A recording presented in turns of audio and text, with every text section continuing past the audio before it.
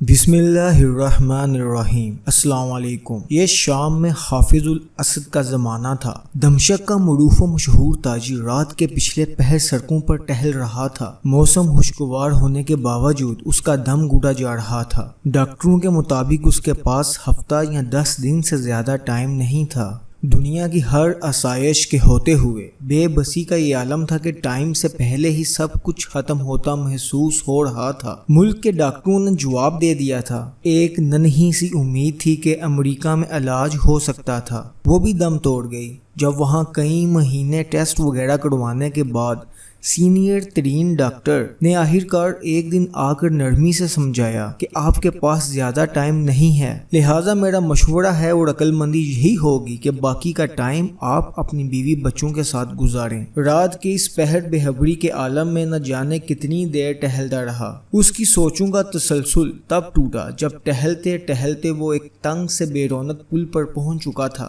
سڑک پار دوسری طرف سٹریٹ لائٹ کے نیچے ایک خاتون کھڑی کسی آدمی سے گفتگو کر رہی تھی۔ 30 سال کے لگ بھگ خاتون کا انداز منت سماجت والا تھا، جبکہ بندہ کوئی اوباش قسم کا تھا جو کہ اس کی بات نہیں مان رہا تھا۔ اس کے چلنے کی رفتار خود بخود آہستہ ہو گئی۔ کانوں میں جب آواز پہنچنا شروع ہوئی تو خاتون کہہ رہی تھی، خدا کے لیے مجھے اتنے پیسوں کی ضرورت ہے، بچے بھوکے ہیں، میں تمہارے ساتھ چلنے کے لیے تیار ہوں۔ جبکہ وہ اوباش قسم کا بندہ اس خاتون کی قیمت آدھی سے بھی کم دینا چاہ رہا تھا، اور یہ کہ تمہاری اس سے بھی کم قیمت بنتی ہے بول رہا تھا۔ پھر وہ کندھے اچکاتا ہوا چل پڑا اور خاتون حسرت کی تصویر بنی کھڑی رہ گئی۔ وہ تھوڑا آگے جا کر مڑا اور خاتون کی طرف چل دیا۔ اسے نزدیک آتا دیکھ کر خاتون چوکنی ہو گئی۔ امید بڑی نظروں سے قریب آتے کو دیکھنے لگی۔ نزدیک پہنچنے سے پہلے خاتون آگے بڑھی۔ اس کا انداز ایسا تھا کہ جیسے اپنے آپ سے زبردستی کر رہی ہو۔ اس نے قریب پہنچ کر سلام کیا۔ خاتون نے مصنوعی مسکراہٹ کے ساتھ جواب دیا اور ٹٹولتی نظروں سے دیکھا اور تھوڑا قریب ہوتے ہوئے معانی خیز انداز بنا کر پوچھا، کیا موڈ ہے؟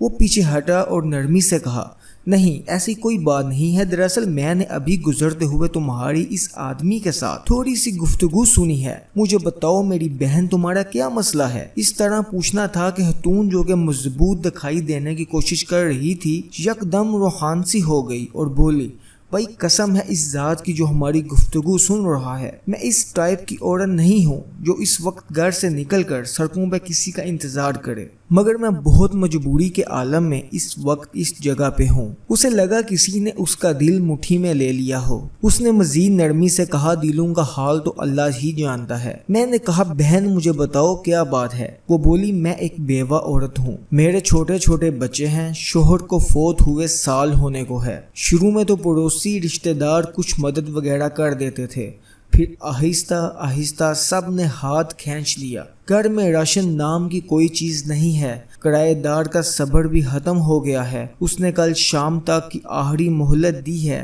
اگر کرایہ نہ دیا تو سامان سمیت گھر سے نکال دے گا۔ میرے پاس اب اور کوئی چارہ نہیں رہا سوائے کہ اپنے آپ کو۔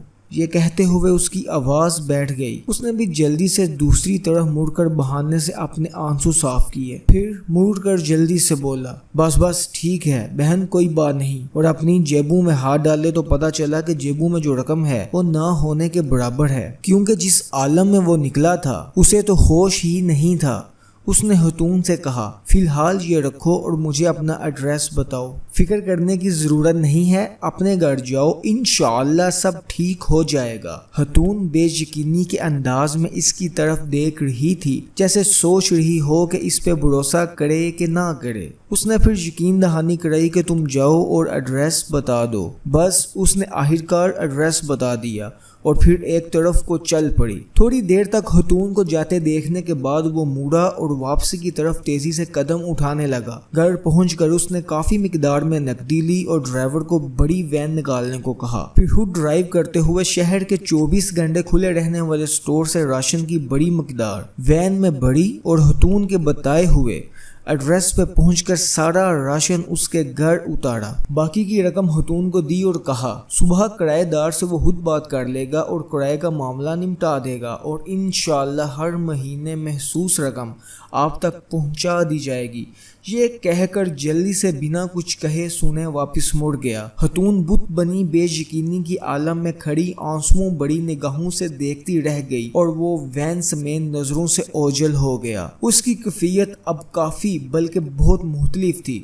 اس کے انگ انگ سے ہوشی پھوٹ رہی تھی۔ کچھ گھنٹوں پہلے جو اس کی حالت تھی وہ اب یکسر بدل گئی تھی۔ اب اسے ہفتہ 10 دن گزارنے کی جو فکر تھی وہ تھوڑی کم ہو گئی تھی۔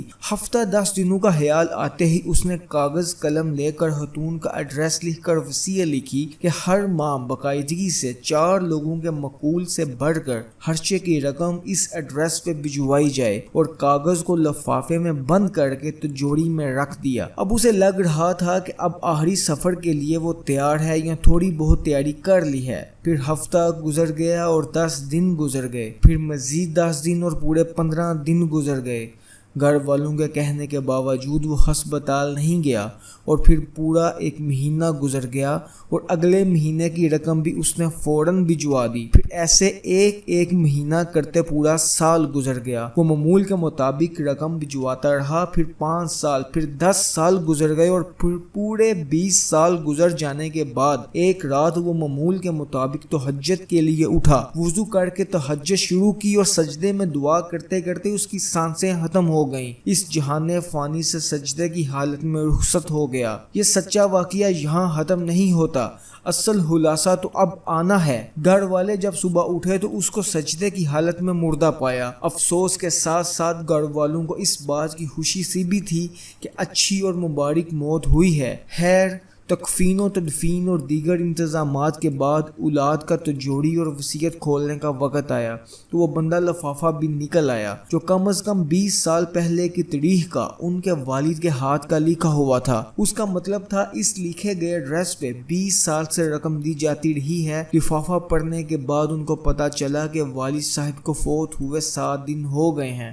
جو کہ تکفین و تدفین اور رشتہ دار لوگوں کے ملنے ملانے میں نکل گئے ہیں، اور وصیت کے مطابق رقم کی ادائیگی 7 دن لیٹ ہو گئی ہے۔ رقم لے کر وہ لوگ اس ایڈریس پر پہنچے تو دروازہ کھٹکھٹانے پر خاتون باہر آئی، جو کہ اب 50 سے اوپر کی ہو چکی تھی۔ سلام دعا کے بعد تاجر کے بڑے لڑکے نے خاتون سے مؤدب انداز میں کہا کہ ہم آپ کو والد صاحب کی طرف سے جو ماہانہ محسوس رقم ہے وہ دینے آئے ہیں، اور معذرت چاہتے ہیں کہ رقم کی ادائیگی 7 دن لیٹ ہو گئی۔ وہ اصل میں خاتون جلدی سے بولی، ارے نہیں، کوئی بات نہیں، آپ کے والد صاحب کے ہم پر بہت احسانات ہیں، آپ لوگ میری طرف سے والد صاحب کو بہت بہت شکریہ بولیے گا، اور انہیں بتائیے گا کہ ہم ہمیشہ انہیں دعاؤں میں یاد رکھتے ہیں اور رکھیں گے، اور میری طرف سے اداب کے ساتھ انہیں بتائیے گا کہ اب انہیں رقم بیچنے کی ضرورت نہیں ہے۔ بیٹا حیرانگی سے بولا، اب کیوں نہیں ہے ضرورت رقم کی؟ خاتون نے خوشی کے آنسوؤں میں ملی آواز میں جواب دیا، اللہ کے فضل سے مہینہ پہلے میرے بڑے بیٹے کی ملازمت لگی تھی، اور 7 دن پہلے ہی بیٹے کو اس کی پہلی تنخواہ ملی ہے۔ خاتون روانی میں پتہ نہیں کیا بولے چلی جا رہی تھی، جبکہ لڑکوں کے کانوں میں خاتون کا یہی جملہ اٹک رہ گیا، 7 دن پہلے ہی میرے بیٹے کو اس کی پہلی تنخواہ ملی ہے؟ 7 دن پہلے ہی میرے بیٹے کو اس کی پہلی تنخواہ ملی ہے؟ دوستو، اب اس واقعے پہ غور کرنا ہم سب کا کام ہے کہ نیکی کے کام میں کتنی برکت ہے۔ اللہ ہم سب کو نیک کام کرنے کی توفیق دے۔ جزاک اللہ۔ ہمیں دعاؤں میں یاد رکھیے گا۔ اللہ نگہبان۔ اللہ حافظ۔